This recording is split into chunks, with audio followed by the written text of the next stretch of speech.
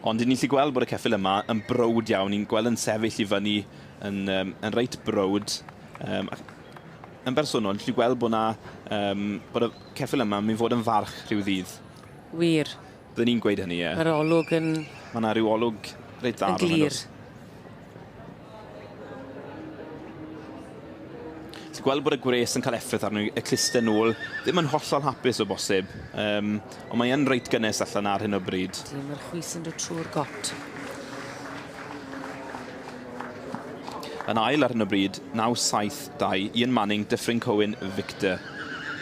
Felly partner Barbara Green swnio'n yn gynharach nath fagu hwn.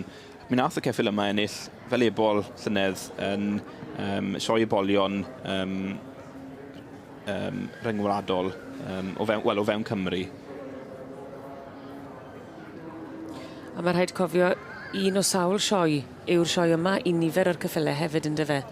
Ie wir, erbyn heddiw, mae modd mynd i sioe bob dydd yn yr haf yn arbennig. Mae llawer y pobl yn gwneud bioliaeth allan o ddangos cyffylau ar ran pobl eraill.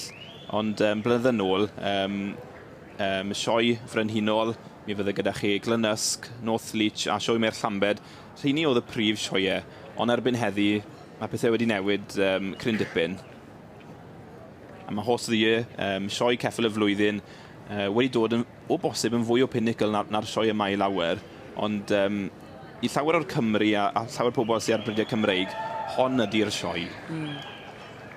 Fel mae'n digwydd, mae'r perchenog sioe ceffyl y flwyddyn, Sandy Anderson, mae'n cysadlu yn y sioe yma ei hunan pob blwyddyn. Dwi'n yn gallu cysadlu yn sioe ei hunan, sioe ceffyl y flwyddyn, felly hon yw i binnacle yn bersonol. Ac mae'n dod fan hyn? Mae'n cadw brydiau Cymreig. Mae'n frydiau Thistledown, mae'n cadw llawer adran B, A Ec. Ac bob blwyddyn, mae'n un o'r prif gysadleuwyr yn y sioe yma. Wel, mae yna chydig o densiwn yn ochr gogleddol y prif gylch gyda'r Cobiau Cymreig i ebolion Blwydd, dyna'r adran. Dyna'r dosbarth yn yr adran yma. Ac mae'r wobr gynta wedi mynd i perthog y game on yn berchen i Mr Gareth Andrew, llon gyfarchedig gwresog iddo fe. Ac Owen, mi o ti'n sôn, wyt ti'n gallu gweld perthog game on rhyw ddydd yn dod yn farch?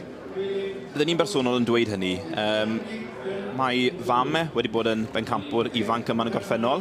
Mae ddad Cie, Gwynfaes Culwch wedi bod yn brif bencampwr nôl yn 2002. Mae dad e wedyn yn bencampwr yma y llynedd, Heigmor Orient Express. A'i dad e wedyn Derwen Railway Express yn dad i Derwen Desert. Derwen Desert Express yn dad i Dwy Gaseg, Fronarth Supermodel a Fronarth Welsh Model wedi meddwl bencampwriaeth yma. Dyma yw'r llinach. Ond dwi'n meddwl gall unrhyw un weld bod yna rhywbeth arbennig am y ceffyl yma. Bosib bod ei glistef yn ôl gormod ar hyn o bryd. Bosib bod e ddim yn hollol hapus. Ond byddwn ni'n dweud bod ei siap e. Mae'r cwddwg yna fel cryman yn dweud. Odi, odi. A mae'n brydferth iawn hefyd. A dyma'r teip mae'r teulu Hughes, sef y beirniad Arwyn Hughes, wedi bod yn fagus blynyddoedd maith. Pentreuddwen Comet, yr un teip o geffyl, yr un lliw, coch i liw, yr hen deip. A mae'n siŵr bod y gres yn effeithio'r ceffyl, bod y clusten yn mynd nôl. Dyna perthog game on. A dyna perthog game on yn dod yn fuddigol yn adran y Cobiau Cymreig a'r dosbarth i ebolion Blwydd. A'r perchenog Mr Andrew yn amlwg yn hapus iawn i gael yr hiban goch yna.